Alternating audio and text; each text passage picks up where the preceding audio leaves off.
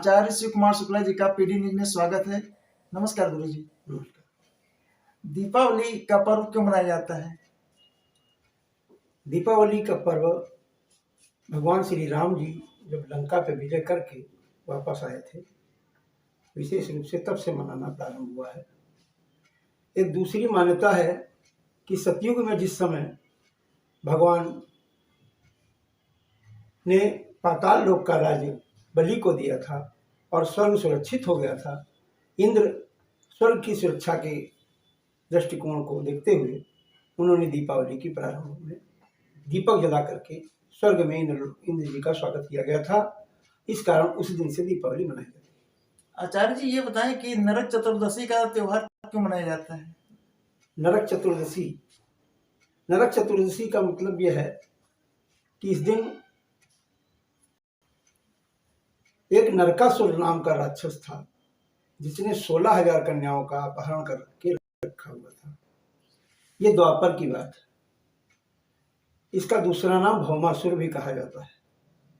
भगवान श्री कृष्ण ने सत्यभामा के साथ जा करके इस राक्षस का वध किया था और उन 16,000 कन्याओं को बचा करके लाए थे, जिनके साथ में बाद में उनका पाणी ग्रहण संस्कार भी हुआ। भगवान श्री कृष्ण के वापस लौटने और इन 16,000 कन्याओं के साथ विवाह करने के कारण उस दिन से यह नरक चतुर्दशी अर्थात छोटी दीपावली के रूप में मनाया जाने लगा। इस दिन ग्रंथों के अनुसार वाल्मीकि रामायण में लिखा हुआ है कि हनुमान जी का भी जन्म हुआ था। इसलिए बहुत पूरे भारत में अधिकतम लोगों के द्वारा भगवान श्री हनुमान जी का जन्मोत्सव भी मनाया जाता है। लेकिन इस बार जो है हनुमान जी का जन्मोत्सव जिस दिन दीपावली अर्थात 24 तारीख को पड़ेगी उस दिन मनाया जाएगा। आचार्य जी इस बार दीपावली कब पड़ रही है? दीपावली इस बार 24 तारीख को पड़ रही है, क्योंकि शास्त्रों में उल्लेख है कि प्रदोष काल से लेकर के रात्रिकालीन निशा में जो पूजन का समय मिलना चाहिए अमावस्या का, वह दीपावली के लिए बड़ा शुभ माना जाता है। उसमें ही धन धान्य समृद्धि की बढ़ाने के लिए माता महालक्ष्मी का पूजन किया जाता है। आचार्य जी पूजन के लिए कौन कौन सी सामग्री की आवश्यकता होती है? देखिए, भगवान गणेश लक्ष्मी के पूजन के लिए षोडशोपचार अर्थात 16 प्रकार के उपचारों का प्रयोग होता है, जिसमें 4 बार जल भगवान का आवाहन करते हैं फूल के द्वारा, फिर 4 बार जल चढ़ाते हैं। उसके पश्चात वस्त्र उनको पहनाए जाते हैं। उसके उपरांत चंदन, रोली, तदोपरांत माला, फूल इत्यादि चढ़ाए। उसके पश्चात धूप, दीप, नैवेद्य, इत्र इत्यादि से भगवान माता महालक्ष्मी और भगवान श्री गणेश जी का पूजन किया जाता है। आचार्य जी ये बताएं कि दीपावली का शुभ मुहूर्त इस बार क्या है?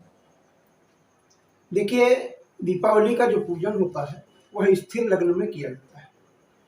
स्थिर लग्न वृक, सिंह और वृश्चिक, इसके बाद कुंभ, ये 4 लग्न हैं, जिसमें से वृक लग्न प्रदोषकालीन है, जिसका समय 6:54 से लेकर के 8:50 तक सायंकाल रहेगा। इस समय सभी लोग अपने अपने घरों में पूजा करेंगे। इसके पश्चात महानिशीत संध्या जो होती है वह 1:21 से 3:35 तक अर्धरात्रि में रहेगी। उसके पश्चात दरिद्र निस्तारण का होगा। एक दिवा लग्न है जो कि 2:13 से लेकर के 15 यानी कि 3:45 तक रहेगी। इस प्रकार से ये 3 लग्न पूजन के योग्य उपलब्ध है। आचार्य जी दीपावली के बाद गोवर्धन की पूजा होती है। गोवर्धन की पूजा इस बार कब की जाएगी? इस बार गोवर्धन की पूजा जो है 26 तारीख को की जाएगी। ऐसा क्यों है? इसका मूल कारण देखिए कि यह है कि जैसा कि हमने बताया कि इस बार अमावस्या दूसरे दिन सायंकाल तक है और गोवर्धन पूजा उदया तिथि अर्थात सूर्य के उदय के समय जो तिथि मिलती है उस दिन की जाती है। तो सूर्योदय के समय प्रतिपदा तिथि मिलने के कारण गोवर्धन पूजा एक दिन बाद हो रही है। दूसरा एक और कारण है कि जिसके कारण उस दिन कोई भी अन्य पूजा पाठ नहीं होगा। उसका कारण है कि उस दिन यहाँ अपने यहाँ भारतवर्ष में सूर्य का ग्रहण पड़ रहा है, इसलिए गोवर्धन पूजा एक दिन के बाद है। आचार्य जी, हम बात करेंगे भैया दूज के पर्व को लेकर के। आचार्य जी बताएं कि भैया दूज का पर्व क्यों मनाया जाता है? भाई दूज का त्योहार जो है, इस दिन बहनों और भाइयों में प्रेम का प्रतीक माना जाता है। आज इस भैया दूज के त्योहार के दिन ही यम को अर्थात धर्मराज जी को माता यमुना ने अपने घर बुला करके भोजन कराया था। इस दिन बहनों के द्वारा भाई को अपने घर भोजन कराने से कहते हैं कि नरक में नहीं जाना पड़ता है और सीधे मुक्ति मिलती है। यम का त्रास उसको नहीं सहना पड़ता है। बहनें अपने भाई की दीर्घायु की कामना के लिए इसी दिन टीका लगा करके मिष्ठान खिला करके उसके दीर्घायु और धन धान्य समृद्धि की कामना करती हैं।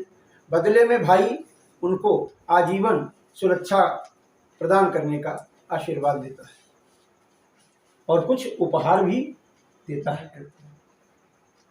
आचार्य जी का पीडी न्यूज में स्वागत है और दर्शकों को मैं बताना चाहता हूं कि दीपावली के पर्व पर आचार्य पंडित शिव कुमार शुक्ला जी ने जो जानकारी दी, इसी हिसाब से दीपावली का पूजन करें।